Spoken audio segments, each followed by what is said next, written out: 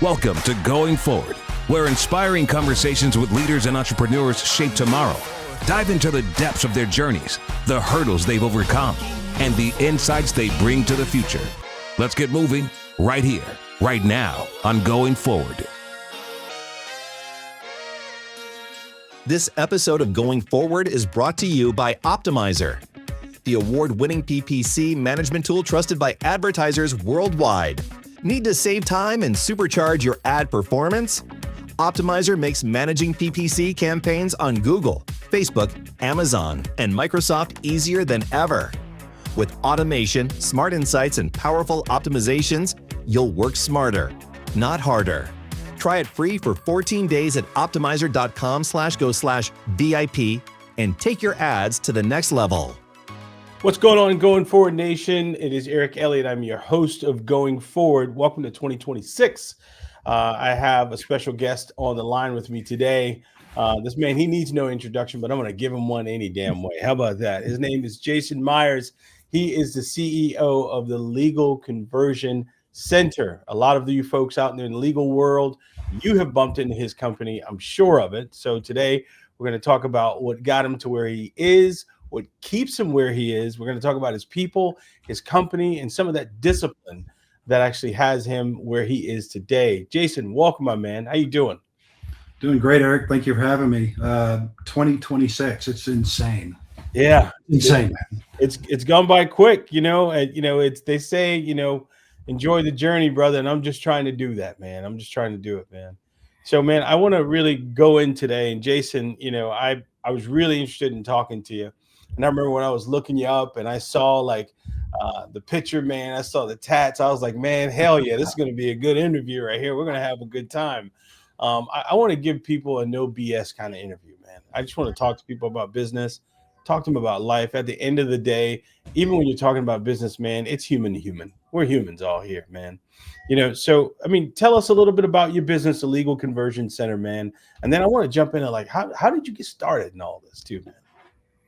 Sure thing, man. Legal Conversion Center, been around since about 2006, 2007. And, we've grown quite a bit. And you said something interesting, Eric, and it's not interesting. It's just facts. It's the truth. Yeah. Like the business is the people. Yeah. And I'm sure you have a lot of people come through here and say that, and they all mean it. And the successful ones really mean it. They do something about it. But anyway, as far as we go, we've been doing this since 2006, 2007. Mm-hmm. We've got, in excess of 100 people operating right now within the business and focusing primarily on anything from personal injury to Social Security disability to torts. You basically name it, we're doing it. Mm-hmm. Mm-hmm. That's awesome, man. They say a lot of times CEOs, we become accidental CEOs. Like we just kind of fall into the businesses that we're doing. And, when you and I were talking in the beginning before the call started, you were like going to be a West Point grad, man, wanted to go to school, ended up having your beautiful daughter, Emma. And also you just said you got lucky and you just worked for a company and started answering phones. And I was like, you got to be kidding me, man. What a hell of a story though, right? Come on, man. Thanks, man. Yeah, I turned down West Point, go see about a girl, and my father and mother did not like that at all. But I got to show you, this is that little girl right there. I don't know if you can see this in the photo frame or not, but oh yeah, that's my baby girl right there. So it was all worth it. And I understand. I went to college, just studied things I was interested in, recognized that I'd be a terrible employee. So I started businesses to pay my way through school, came back down to Texas, started an outdoor landscape service, loved it, got very successful, got really sick, ended up having to not work outside anymore. So, which is a real bummer because I love being outside. Yeah. So the wife and I got really hungry because that's what happens when you don't have a paycheck coming in. And I got a newspaper and I took the first job I could find, and it was answering phones for minimum wage customer service. Mm-hmm. And I worked my way up, man. I became the operating officer there with a big C in front of it. I felt I was so special. And then I realized I could do it better. And I just walked away from it and started my own deal. Yeah.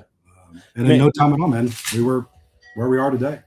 You know, a lot of times, man, when when you're starting from nothing, and like some people, they say they call it bootstraps. I'm like, man, I didn't even have socks or boots, so I don't know if I was foot strapped. You know what I mean? Like when we Yeah. started out, but like how do you have that discipline to go from what I'm answering phone calls now, but one day I'm going to have a phone call or phone service, where you got like 100 people who are working right now under you. I mean, how do you have that discipline to say, I'm going to continue? You have to be insane to some degree. I agree. You really do. There's a level of just sheer insanity involved in being an entrepreneur. Mhm. You have to keep going, even when everything around you, the people you love, the people that you don't love, your own mind, your own body tell you to quit. You just got to keep. You just got to push through it. You got to literally believe in the impossible. Yeah. So that's step number one. Step number two is you've got to surround yourself with people that are as good or better than you are and be willing to listen to them. You got to do it. So you got to check the ego. This is my story anyway. There's people out there that do it other ways, but for me, like, I got to throw the ego out the window. I've got to be able to look a man or woman in the eye and recognize that they may know more than I do. Yeah. And if I'm willing to listen and take what they have to offer, I can be a part of building something special with them. And that's quite literally, Eric. If you look at LCC and you look at its growth pattern, every business does this. Mm-hmm. But you look at every peak and every valley we have, every one of them have been walked down and walked up with people that really give a damn about the business and really give a damn about each other. Wow. We have a saying in our business, that there's a lot of fancy things you could put for vision statements and mission statements in the business. And ours is 3 words. It's dignity and respect. And the idea is that every human has the right to dignity and the right to be respected. You got to earn it, obviously, but you have the right. Yeah. And in our business, the expectation is very simple. Treat our customers, treat our clients, treat our people with dignity and respect, and expect the same from us. And that whole philosophy is what I think has made LCC successful. Our clients get that when they deal with us. We're straight shooters. We just, when we make mistakes, and Eric, I hate to admit it, I don't hate to admit it. We all make mistakes, brother. Yeah, man. And we'll be the first ones to call it out. And I think the clients really appreciate the fact that we're not running from those mistakes, but we're running to them. And we're trying to fix them. So let's now. I want to kind of flip this a little bit now and talk about LCC a little more, because LCC stands for Legal Conversion Center. So you started answering the phones years ago. You figured out, I don't want to work for anybody else. I could do it better. And you start LCC and you're working in that. So like, tell everyone exactly what LCC does and who it serves. Okay, it's a great question. So Legal Conversion Center serves law firms and their marketing partners to complete intakes. Intake is very simple: taking a phone call, making a phone call, qualifying or disqualifying a potential new client, PNC, and then signing them up for retainer. In a nutshell, that's what we do. Yeah. We work directly with law firms across the country, hundreds of law firms. We work directly with media providers across the country, big guys, small guys, everybody in between. And really, if you boil us down, I say it kind of tongue in cheek, but we're the knuckle draggers. Like, you just send us the calls. Yeah.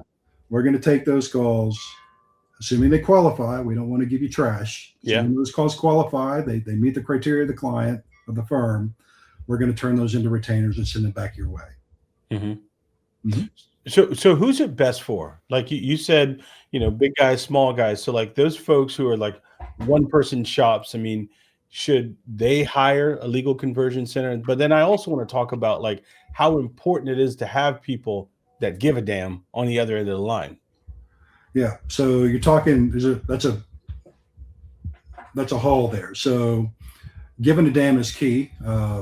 That's the whole empathy piece. And I think you and I should spend a lot of time talking about empathy in our industry, because it's lacking. And And I think we can even talk about how that ties into artificial intelligence that's kind of sweeping into our space right now. Yep. But I lost our spot. We were talking about, like how important it is. Like, is there probably some shops out there that are probably one lawyer, two lawyers? yes. So those guys, those guys, it's important for, of course, I'm going to say this, but it's important for everybody, because that one guy shop who is very likely, a paycheck away from having some issues, has to answer every single call. Yeah. Problem is that he's a human being. He's probably got a wife, or she's got a husband, got a life outside of the firm, got other things to do, might have a family emergency pop up. And if they're missing those calls, they're missing the potential dollars associated with those calls. So whether you're a one-man shop or a 1,000-man shop, you need somebody doing your intake for you. Period. End of story. Now, if you have the means to build it in-house, more power to you. Those firms do exist, and they're good at what they do.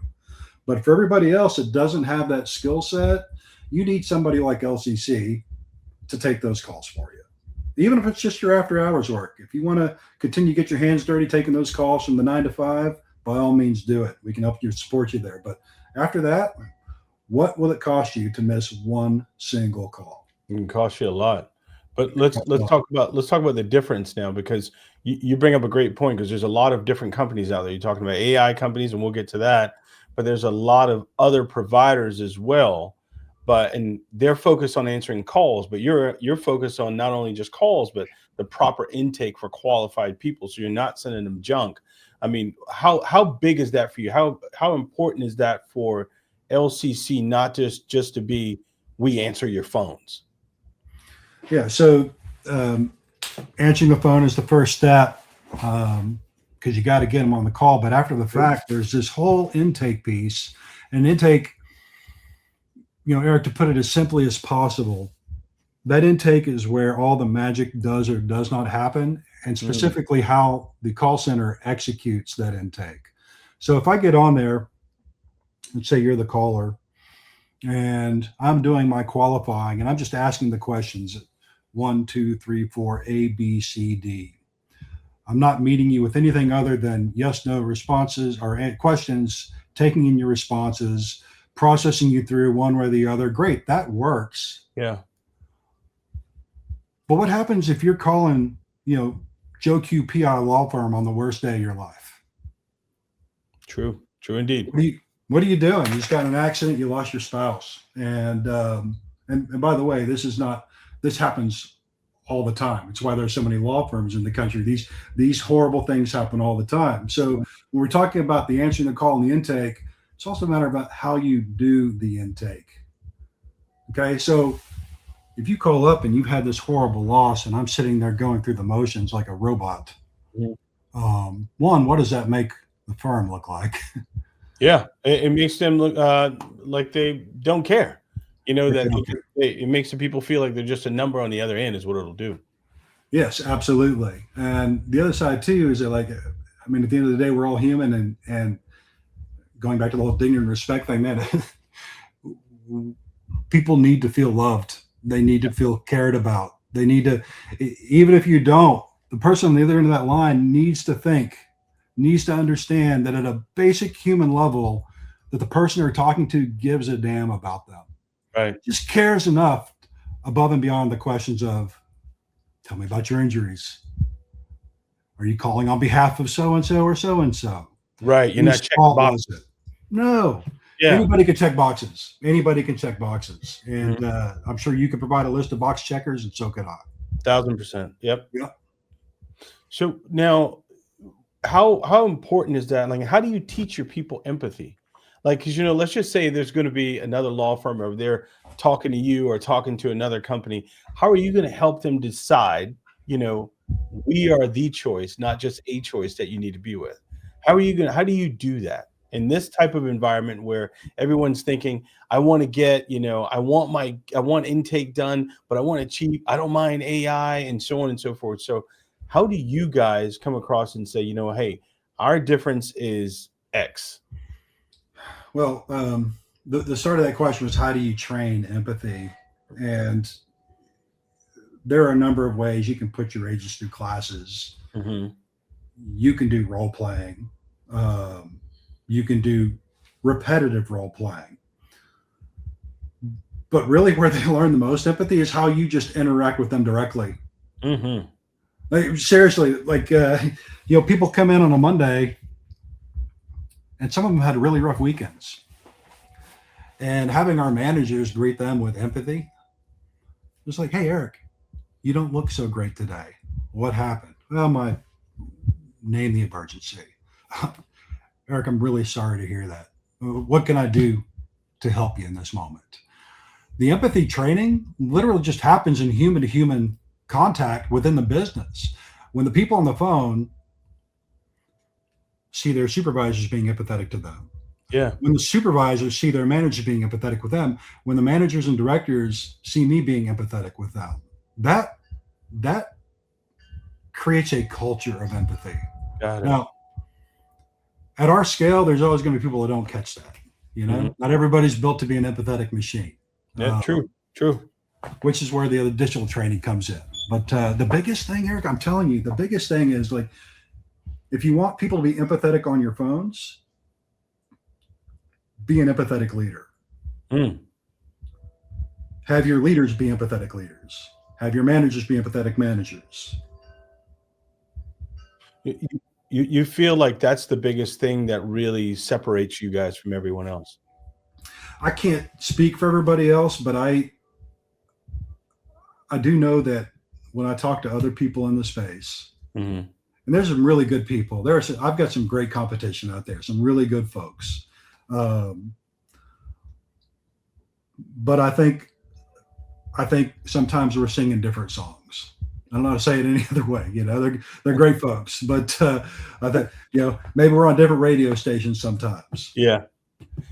Jason, sometimes, a lot of things that are in me, it came from, those before me, grandmother, mother, who instilled these things in you? Because you just don't wake up with that overnight. Who put that in you, brother?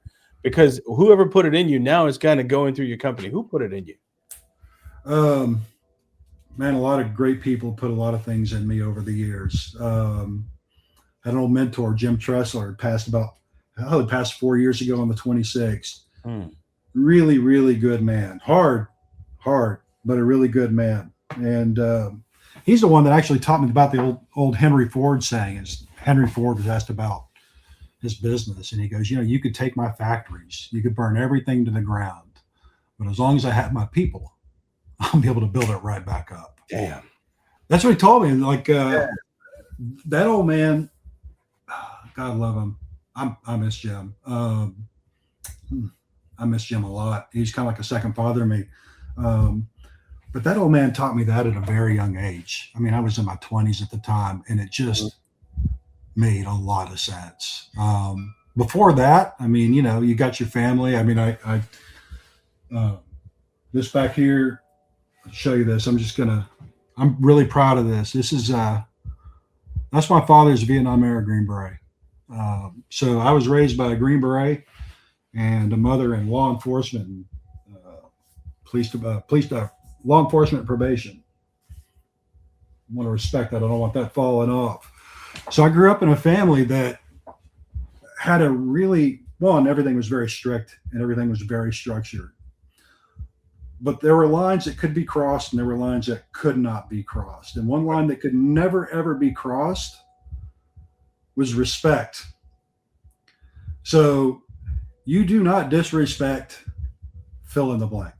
Yeah. And, whether you're punching up or punching down, whether it's whoever it is, you do not cross the disrespect/respect line. So when you talk about how we got to where we are, why I have this philosophy, I think it starts there. Like you walk into my doors, whether you're a client, an employee, a vendor, it doesn't matter. Like the first line establishes you're gonna be respected by me. Yeah. Even if you're not respectful in return, we'll cease the communication. But you will not catch me disrespecting you. And that foundational piece that was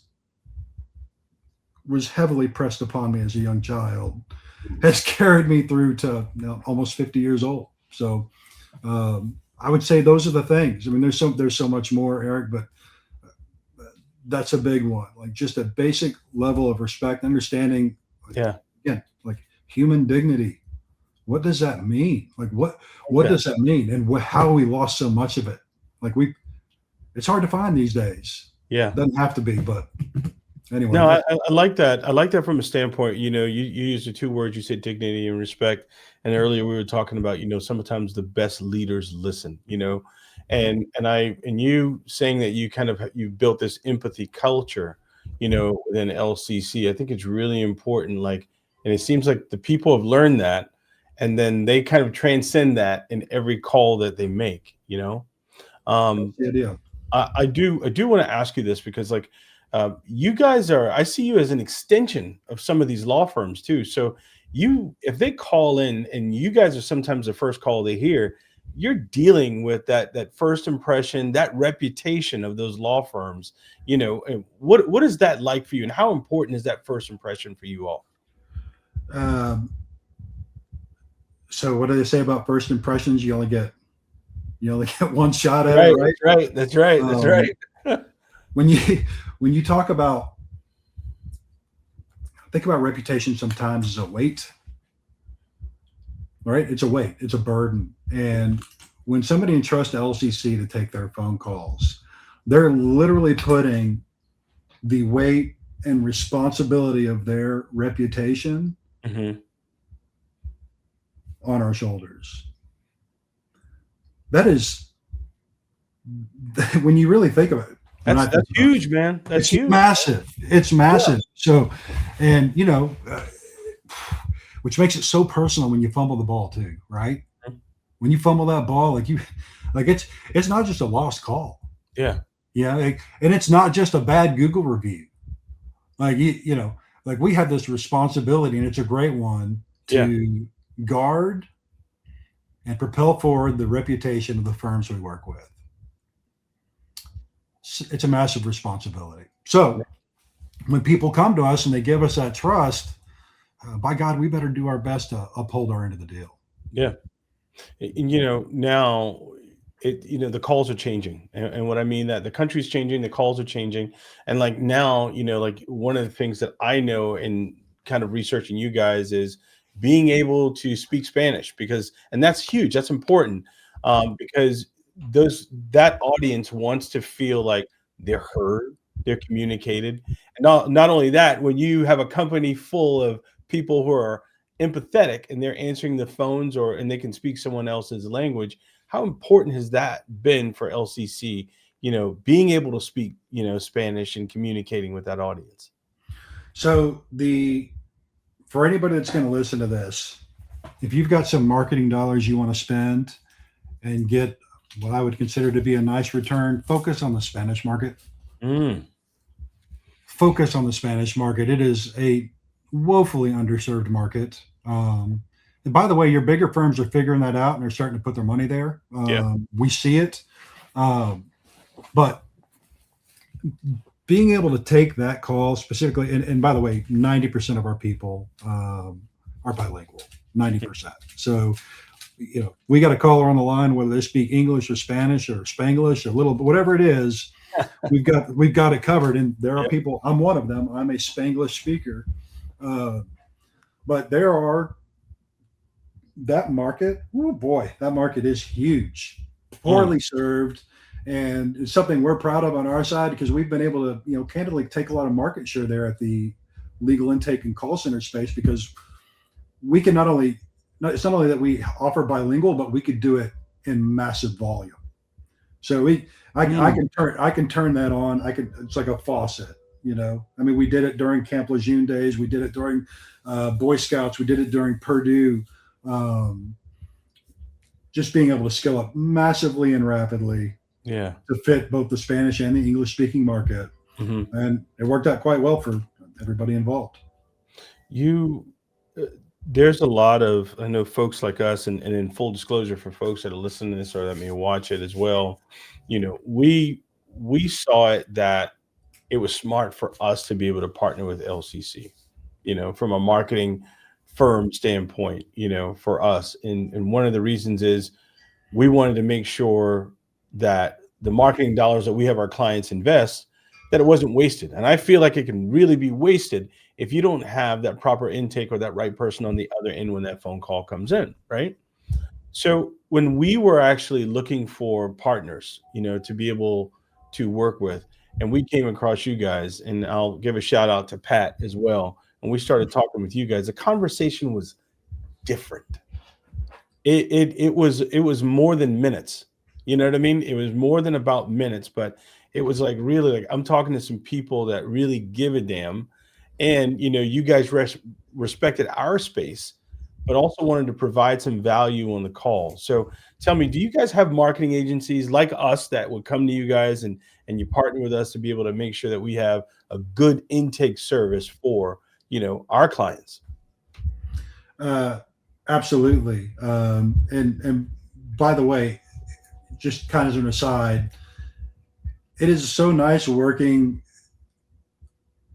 with marketing partners that actually care about the product they're delivering. And Eric, you and your team have definitely been one of those. You can tell on the call center side pretty quickly what the, I don't want to say value of the data, quality of the data is. Yeah. You can tell very quickly whether it's coming from a good player or a not so good player. And just as a quick aside, we're thankful for the relationship and we like what we've seen, from you, Eric. It's done quite well. So, which is always really good for us too, because when you do well, we do well, we all look great. And the end client, the law firms win. So back to working with media providers in general. They run the gamut. You've got, we work with TV guys, we work with radio guys, we work with old-fashioned newsprint and billboard guys, and of course we work with a ton of guys that drive phone calls, whether it's through web interface or just through other marketing means. So also do quite a bit of outbound as well. So one of the things, and I'll kind of tell you this, like when we were coming in, we were like, okay, LCC, is that going to be that partner? And on the client's end, they'll have either their software, they're afraid about the integration, they think it's going to be a heavy lift. Can we talk about like how you guys can kind of match into any software that they're using and make sure like you can integrate well in them, because that's huge for a lot of law firms, and some of them, they don't want to move forward with another call center unless they can kind of integrate. So, and that's one of the things that impressed me about you guys. So let's talk about that, Jason, on how easy the integration is. I think that's super important. Sure thing. So whether you need to integrate or not, the solution's there. Our own proprietary is called My Legal. Mm-hmm. And it's what you would consider like a soft version or light case management system. It's going to have your phone call in there. It's going to have your intake. It's going to have all any documents we've had signed on your behalf. You can access it anytime. It's going to have all real-time reports in terms of your, just the activity on your marketing campaign, your calls, your conversions. So that's all really nice. But I think what really kind of separates us from, I'll just say what separates us from others is there's not an intake system, case management system out there that we are not currently integrated to or can integrate with. There isn't one. Now, I'm sure there's some new kid on the block that's out there I haven't heard of yet. Yeah.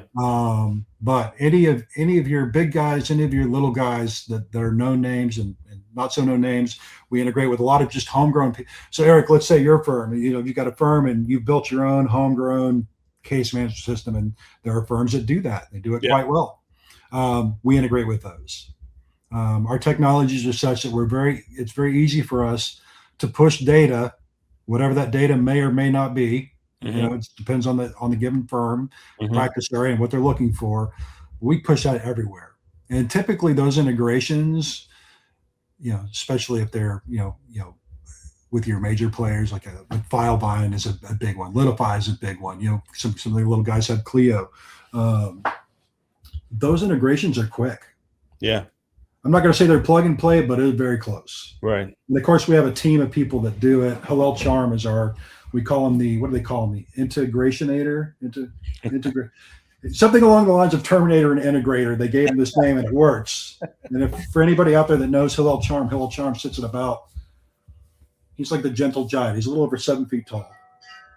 And no joke. And this guy is the sweetest dude on the planet. Everybody loves him. Wow.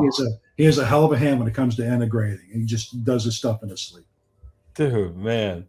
What I want to do is I want us to take a break. I want to come back and you start talking about technology. So I want to come back and I want to talk about AI, the hype versus the reality, man. If it is what it is, if that's cool with you, man. So absolutely. For the audience, we're going to take a break and we'll come right back. All right, guys?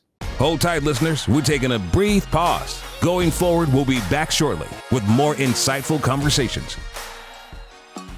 If your company feels like chaos and finding anything is like solving a mystery, get Trainual, the app that turns all your scattered company knowledge into an organized playbook, where every employee question has an answer, just a simple search away. Where all of your processes and policies are documented, roles and responsibilities are defined, and delegating anything is as easy as drag and drop. Trainual, it's how you get your operations under control and how you deliver the ultimate onboarding and training experience. Running your law firm is a serious business. When you actually got out of law school, they didn't teach you how to market your business, or they didn't teach you exactly the business of running a law firm. And that's what we do. We want to be able to come in and work with you and your firm so that, one, you can start marketing your firm correctly, coach you on how to get to the next level and where you want to get your law firm. And most importantly, we don't want you to be one of those law firms who are a laughing stock of the community. Don't hire a marketing agency that's going to make you look like a buffoon online or social media and try and make you to be something that you are not. It's time for you to start running your firm the right way. Go to VIPmarketing.com.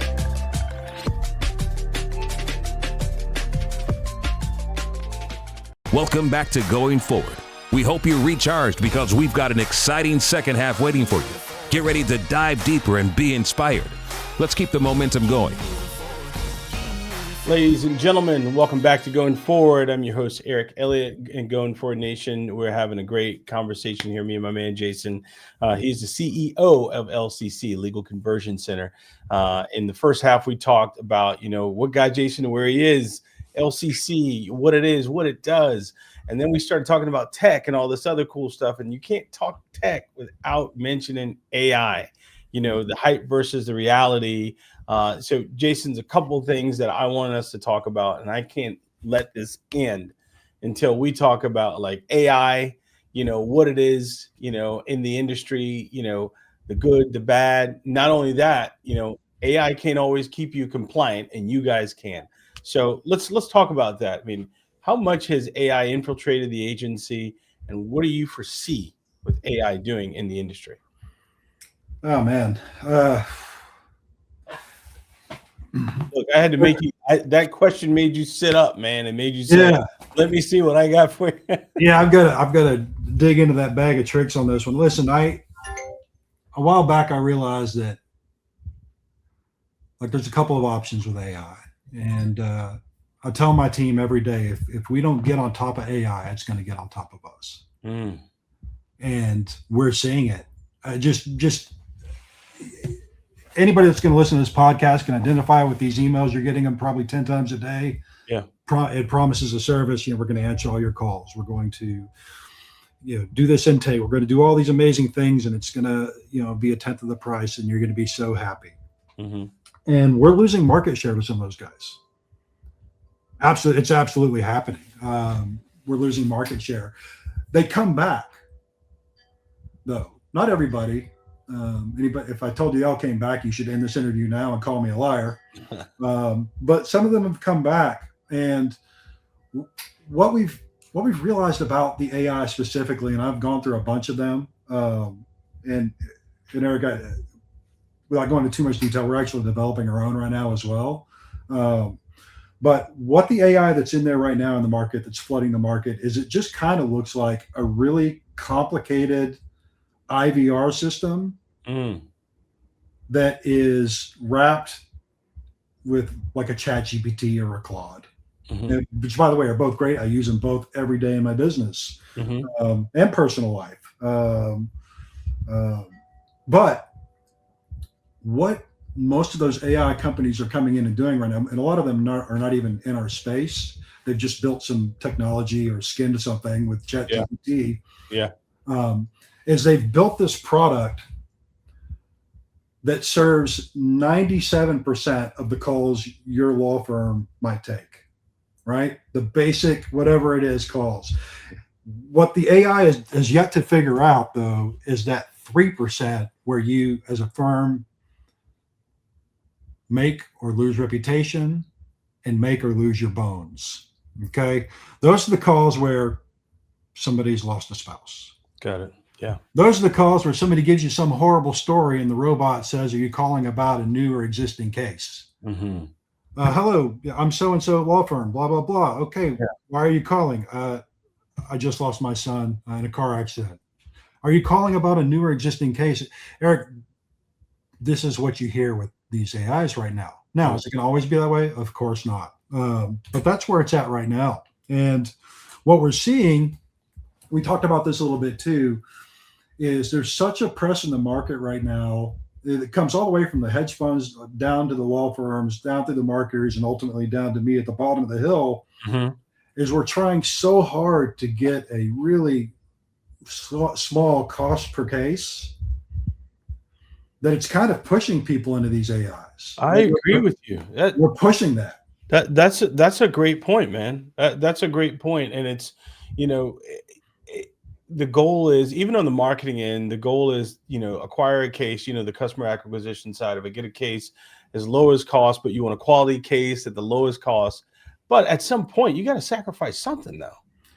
It's that old, what is it, that balloon, that the weenie dog balloon, whatever it is, you squeeze here, it's got to go somewhere, like there's like if I'm squeezing this, like that, it doesn't make it disappear, and but no, so that's, and I know we're talking AI right now, but I'd like us to save some time about how that's also driving rampant fraud in our industry. Well, talk about it. I want to hear it. Sure. The model has changed over the years to a pay for service, or Eric, here's a $1 million ad spend. Go out and get me phone calls, get me leads. Right.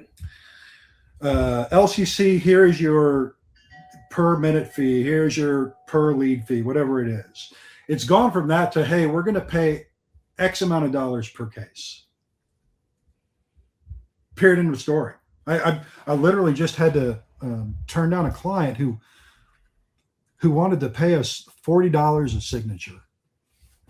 Go out and get me a retainer for $40 a sign. Now, to give you an idea, and this is on VGA, video game addiction, which is all the rage right now. I'm concerned about fraud in that, but to give you an idea, at $40 a sign, it would cost me per labor hour for me to make a sign for you. I would be spending $27 an hour. Now I'm going to get $40 in return, but it's $27 an hour. And oh, by the way, it takes me 6 hours to create that one sign for you. So you do the math, it's no good. But that's coming from a marketer who's under pressure from the firm, who's under pressure from the hedge fund to get the lowest possible cost per case. So what happens when you can't go out and produce a case at the cost it's required? What happens is the bad players producing for you. Wow. And we're seeing it across the board. We could spend a couple hours going through different torts. You really saw this start during Camp Lejeune. Yeah. Something like 100 or so call centers out of India, coaching people through what to say and how to say it, and promising them money.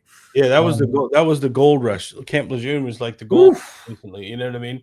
Every lawyer, even guys, who had no experience, who never stepped into court, they were talking about Camp Lejeune. I get it, totally get it. Absolutely, but that drive ended up creating. It was a gold rush for sure, but there's a whole lot of fool's gold that was bought. A whole lot, and again, we talk about driving for cost per case, which I understand. Like, isn't it wonderful to be able to know that if I get a case, it costs me this much, and I can just I can set everything to this number, and that feels really good, but it's not really working. It's not a model that's working, at least not at scale, and at least not in a way that keeps that fraud down. So people are trying other ways, and the next best thing is back to the AI, is let's go have these machines do these calls for us. And Eric, there will be a day where those machines aren't they're as good as us, but they're better than us. That day is coming. I don't know when that is, but I think it's going to be here sooner than anybody wants to admit. It's just not today. Not today. You think people are comfortable talking to AI though? I mean, because you and I, we talked about empathy. We spent some time talking about empathy in the beginning, but for that person who lost someone and they're calling in, are they comfortable talking to AI? Not today. No, not today. And I mean, anybody can do this. Go test it out. You go open your inbox right now, find the last email you got from so-and-so, do their demo, and tell that demo that you lost your limbs and are paraplegic after a car accident, and see what happens.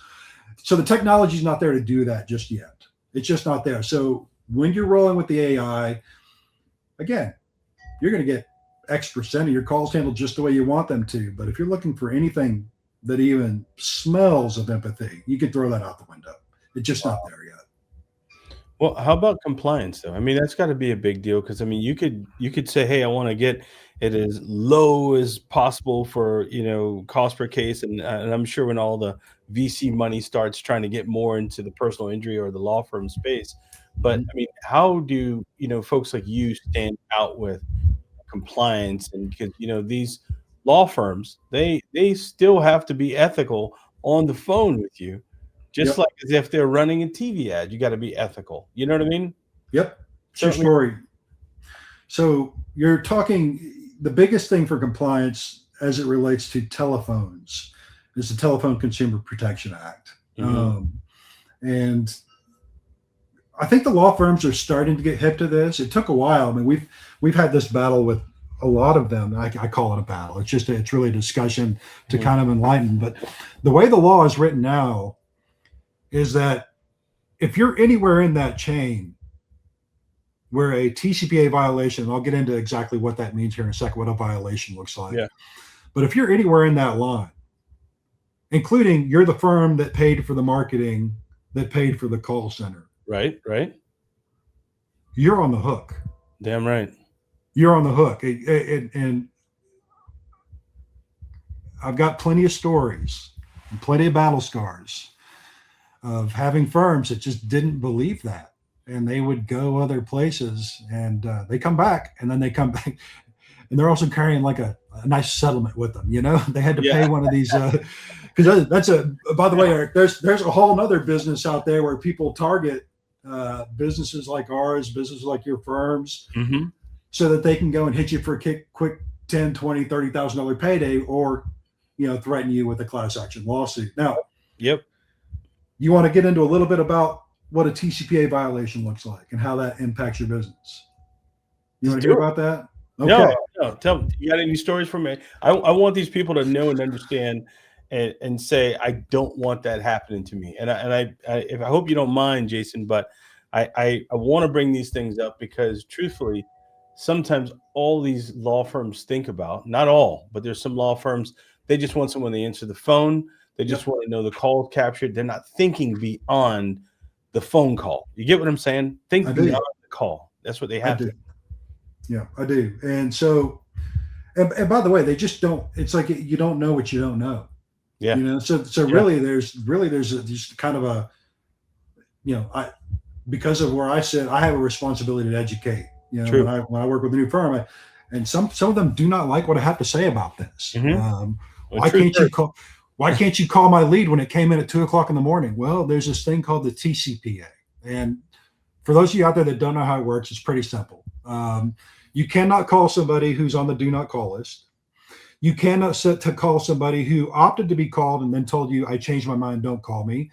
A call or communication of any kind, including text, is considered, something that the TCPA and the violators look at, whether it's a text or a phone call.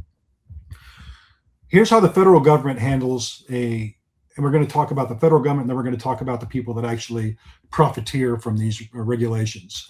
The federal government says, Eric, I see that you made 10,000 non-compliant texts and phone calls. Now, good news for you, Eric, is that it wasn't intentional. You just made a mistake, but you still, the onus is on you to not break the law. So we're only going to penalize you for each call at $500. Now, to do the math, 500 times 10,000, I think is 5 million. Yeah, it's 5 million. But let's say you're out there working with a bad player, and that bad player is willingly violating the TCPA. That $500 per hit, what do you think it goes up to? Do you already know the answer to this question? It doesn't it double? Oh, it triples. So that 5 million is now 15 million. And when you spell this out to the firms, there are a million resources online to go look at this, and sometimes you say, hey, here, let's go read it together. Let's go look at this. Yeah. When you spell that out, they get very serious very quickly about doing it the right way. Not that they're trying to do it the wrong way. They just don't know. So that is on the government side. Now the states are also, to compound things, the states also have their own version of the TCPA. And a lot of even Texas used to be like, you can get away with anything here. Texas is now coming up. They're now not considered a safe haven state for, making mistakes or, making errors on purpose. But those states now, and there's more and more every year, will just say, oh, I see you got 10,000 hits over there by the federal government. And that's also a criminal. It's also against our regulations. So we're going to double that fine. So we're going to stack on top of your fine. Okay. That's all government stuff. Now let's talk about the professionals, the guys that make a lot of money coming after guys like me, guys like you, the law firms. And they're out there. We call them professional plaintiffs. LCC actually spends a lot of money buying lists of professional plaintiffs' phone numbers, because they register you. Once they make a lawsuit, you know who their phone numbers are. Yeah. And they're starting to get technology now where we can find them a lot easier. But if you, Eric, let's say you produce a lead for me, or whoever it is, they produce a lead for me that comes in. We send that through our systems first. And if that number is on the professional plaintiff list, there's not enough money in the world that you could pay me to call that number. We just automatically kill that record. And that's a service. It's not hugely expensive. It's a service, candidly, every call center out there should be using, every law firm should be using. Right. But it's just a way to kind of build another buffer. Now, how do these professional plaintiffs do things? Well, they'll call a guy like me, and I can tell you from experience, I've settled a few of these.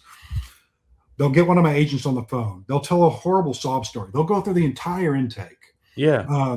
They'll cry with the agent. And the agent will send them a retainer.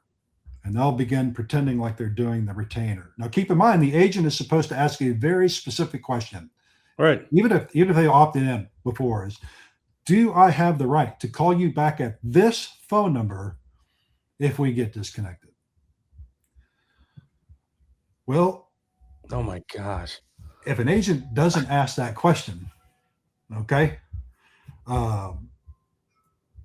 we got problems. So something as simple as that, Jason. Something as simple as that. As simple as that. Something as simple as that. So what happens is that this has happened to me a few times. I was advised not to name names, but there are a few of these professional plaintiff guys that I would just love to have a dinner with. Just take them out to dinner, have a nice conversation. And anyway, so go through the call. Horrible case. This is clearly a case the law firm is going to be very interested in. They're pretending to go through the retainer. They disconnect the call. Okay. No harm, no foul, right? They called us or they did whatever, but our agent failed to ask the question the right way. Okay. My agent, recognizing this is a death case, I have to get this person back on the phone right now. Wow. Like, they call, no answer. They call, no answer. They call, they text, they call. 10 calls later, the agent gives up. And about 2 weeks later, I'm getting served. Hey, you violated the TCPA, and here's all the registers, record, boom, boom, boom, boom, boom. And you can either pay me $500 times 10 calls, plus this, plus this, plus this. Typically, they hit you for 10 to 20 grand, or I'm going to turn it into a class action lawsuit. Most people just pay the fine and move on. I'm aware of a case going on right now, which is, I think it's on Law 362. They did not pay the what I think was a very reasonable fee for, even though it's a scam, but they're using the law to their advantage. Mm-hmm. And now I bet that's a low to mid six figure deal now. Could have been solved for less than 20 grand. Isn't that something? Yeah. They're all out there in different kinds of industries, man. And and you think about it, I think that's one thing that firms aren't thinking about, about the compliance end of things, because I mean, that's important, man. The compliance end of things is everything, man. I do want to ask you this, man, because I love hearing about, like how you started, the discipline, everything in between, man. But you've got like this this philosophy about you, it seems, and some of the things that we were preparing for, and it was almost like, excellence, family, and just leading by example. It seems like you're that kind of person, and that's the kind of company that you're running. Am I right here, man? Am I hitting the nail on the head? I hope so, man. I really hope you're right.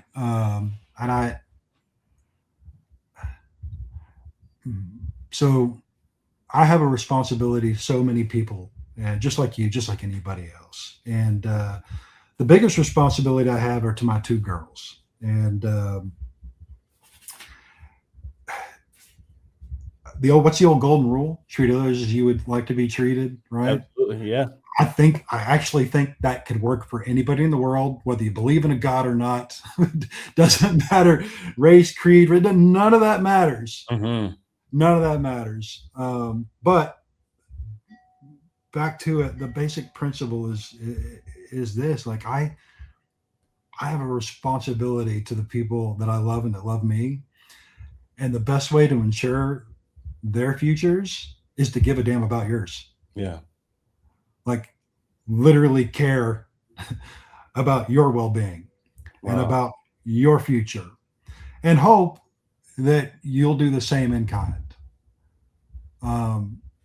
I think my people would tell you that they experience that with me. Not all of them. I'm sure there's a few that just think I'm a real son of a bitch, but I think on the whole mine too, man. Mine too. I try and understand them better daily, brother. Yeah, man. But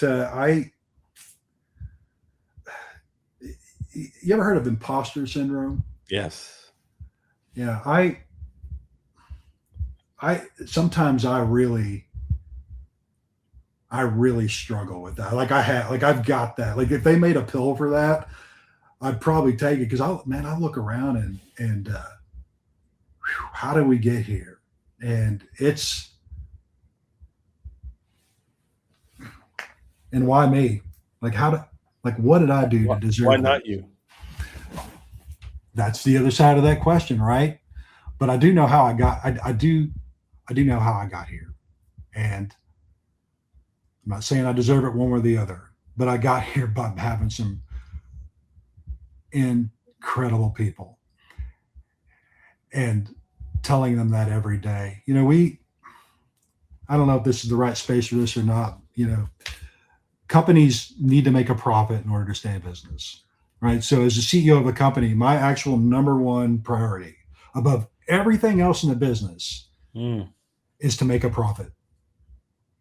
That's my number one, and that is my number one priority. It has to be, because if I'm not making a profit, I'm not having a business. Well, we have a duty and a responsibility to earn a profit. Correct. Absolutely. And if we're not, we're failing our people. Yeah. But you know what I really like counting at the end of the year? And this is the truth. I tell my people every year, they're probably tired of hearing it. But like, I think them, especially the guys on the phones, the guys that are doing the job, that it's a terrible job. It's a hard job. You're dealing with people that are upset, depressed, all day, every day. Wow. Those people on the front lines, Eric, those people are responsible for my kids and their dinner tonight. That's like, a so way to look at it. That's a yeah. Look at it, Jason. And it's the truth. So, you know, we have a young lady named Mary. If she watches this, she'll smile and be embarrassed. But I wish she would learn to take a day off, candidly. She's one of those, just doesn't want to take a day off. But Mary's on a phone call right now. And if it's a qualified call, she's going to get us a retainer sign. I know it. She's just really good, super empathetic. My daughters are going to eat tonight, and Mary is partially responsible for that. And so at the end of each year, and the reciprocation of that, the return of that is, I like to look at I know all these people have fed my family, every one of them. Yeah. And on the flip side, I like to count heads in terms of how many people our business has fed. So you do the rough math. You got 100 employees, 200 employees, over the year, 300 employees, whatever the number is, and it fluctuates depending upon what's going on, times 2.34, whatever the number is there, there's a family size. That's right. Mm-hmm. And it feels really good at the end of each year to say LCC and her clients were responsible for putting food in this many mouths. Yeah. It feels real good, man. So I got to make a profit. I love making a profit, but I really love that, looking at that head count at the end of each year too. Like how many mouths did we feed, and how many mouths and how many people fed my two baby girls, which are going to eat well tonight. Yeah. There was this, something I learned in the book, and it said a CEO is responsible for people, culture, and cash. Mm-hmm. It's well said. Those are the three things that we are responsible for. You know, you should always have a hand in hiring your people, you know, making sure you got good people, like-minded people, that you have a good culture, and that culture starts from us, you know. So hearing you talk about, you know, your upbringing, everything in between, and still, you know, what you have in you now, and then also hearing about cash, because we have a duty and a responsibility to make a profit, you know. Mm-hmm. You said something, and I kind of want to wind down with this, and it really speaks volumes to me, because I had the outlook wrong after hearing what you just said. I always thought about how many families that I'm feeding or we're feeding as a company, but truthfully, they are also feeding mine. Yep. And I think the day that leaders can listen to that and understand that, you know, they will feel better about it. And honestly, you know, I had a really good outlook on LCC, but even better now after meeting its leader, director of its people and its culture, and the cash. So man, I'm happy that, you know, we met here virtually, and hopefully we meet again. I understand you guys are going to be at National Trial Lawyers next month. I'll be there. I hope to see you there, Eric. I will be there. We're nominated for 6. We got 6 nominations. So even if are you serious? Yeah, we got 6 nominations, man. So I'm sitting with some good company on this call. So if we can bring something back, I'll be super happy, man. But I do not want to leave Miami until you and I meet. It's going to happen, Eric. And listen, man, I obviously thankful to do business with you, but you're a good man. And I really enjoyed getting to know you here. We had a pre-call, had a little bit too. And you get a sense of good people. And it was really, really nice to spend this time with you. You too, man. I'm more than anything, I'm glad our listeners get to really hear, you know, the truth behind who's actually doing the company, and actually all the things that are in between. And they learn a little bit about the agents, Mary as well, too, you know. Yep. Shout out to Mary. Yeah, man. Shout out to Mary. So I thank you so much for being an amazing guest and giving us your most valuable asset, man. That's time, man. So hang tight, man. Going forward, listeners, thank you so much. Thank you. If you enjoyed today's episode, please take a moment to rate our podcast and share it with a friend. Every share, every comment, every rating propels us forward. For more content, insights, and updates, visit ericelliott.com. Remember, your journey, your story is what keeps us going forward. Until next time.